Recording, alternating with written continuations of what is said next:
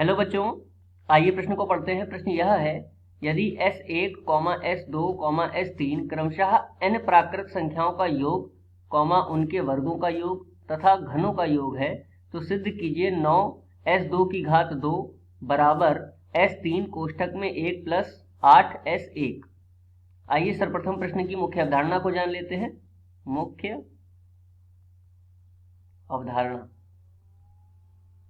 देखिए, n प्राकृतिक संख्याओं का योग प्रदर्शित किया जाता है सिग्मा n के द्वारा, जो कि बराबर होता है n प्लस 1 बटे 2 के। इसी प्रकार n प्राकृतिक संख्याओं के वर्गों का योग प्रदर्शित किया जाता है सिग्मा n की घात 2 से, जो कि बराबर होता है n प्लस 1 द्वितीय कोष्ठक में 2n प्लस 1 बटे 6 के। तथा n प्राकृतिक संख्याओं के घनों का योग प्रदर्शित किया जाता है सिग्मा n की घात 3 के, और वो बराबर होता है n कोष्ठक में n प्लस 1 बटे 2 की संपूर्ण घात 2 के बराबर। तो आइए इस मुख्य अवधारणा के आधार पर प्रश्न को हल करते हैं। प्रश्न में दिया गया है n प्राकृत संख्याओं का योग, अर्थात जो सिग्मा n है वही क्या है, S1 का मान है। तो हम कह सकते हैं कि यह S1 का मान है। उनके वर्गों का योग अर्थात सिग्मा n की घात 2 वह S2 का मान है, और इसी प्रकार घनों का योग अर्थात सिग्मा n की घात 3 वह S3 का मान है। तो आइए अब हम सिद्ध करते हैं। तो सिद्ध करने के लिए क्या करेंगे, दायां पक्ष हल करते हैं। दायां पक्ष, तो दायां पक्ष दे रखा है S3 कोष्ठक में 1 प्लस 8 S1। तो हम यहाँ पर सभी के मान रख देते हैं। देखिए S3 का मान क्या है, S3 का मान है n प्लस 1 बटे 2 की संपूर्ण घात 2। अब कोष्ठक में 1 प्लस 8 और S1 का मान क्या है, S1 का मान है n प्लस 1 और बटे में 2। अब देखिए यहाँ पर 2 से ये 8 कट जाएगा, तो अगले पृष्ठ पर देखिए क्या प्राप्त होगा।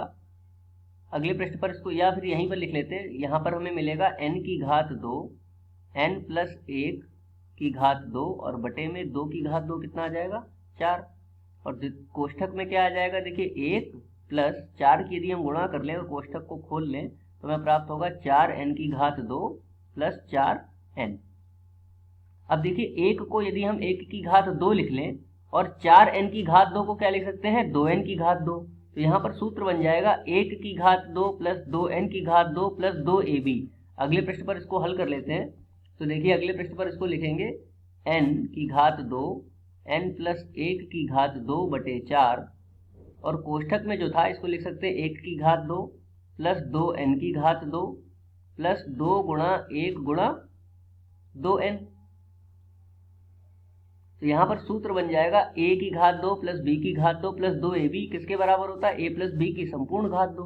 तो हमें प्राप्त होगा n की घात 2 n प्लस 1 की घात 2 बटे 4, और कोष्ठक में बन जाएगा 2n प्लस 1 की घात 2 सूत्र के द्वारा।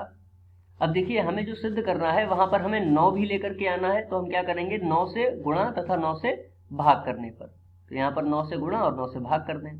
तो देखिए हमें क्या प्राप्त होगा, 9 n की घात 2 n प्लस 1 की घात 2 2n प्लस 1 की घात 2 और बटे में 4 नेम कितना हो जाएगा, 36। अब यदि हम 9 को यहाँ पर अलग कर लें और इन सभी में देखिए पूर्ण वर्ग बन रहा है, तो हम इसको क्या लिख सकते हैं, n प्लस 1 2n प्लस 1 और बटे में 36 को यदि हम 6 लिख लें तो इस पूरे की घात क्या हो जाएगी, 2 हो जाएगी। अब देखिए 9 और ये जो पूरा मान है n प्लस 1 2n प्लस 1 बटे 6, ये किसका मान है, यह मान है S2 का। देखिए यहाँ पर S2 का मान जो कि सिग्मा n की घात 2 के बराबर था, तो हम इसकी जगह क्या लिख सकते हैं, S2। तो यहाँ पर लिख देंगे S2 की घात 2। तो 9S2 की घात 2 ये क्या आ गया, बायां पक्ष। अतः मुख्य अवधारणा के आधार पर हमने ये सिद्ध कर लिया है। आशा करते हैं आपको समझ में आया होगा। धन्यवाद।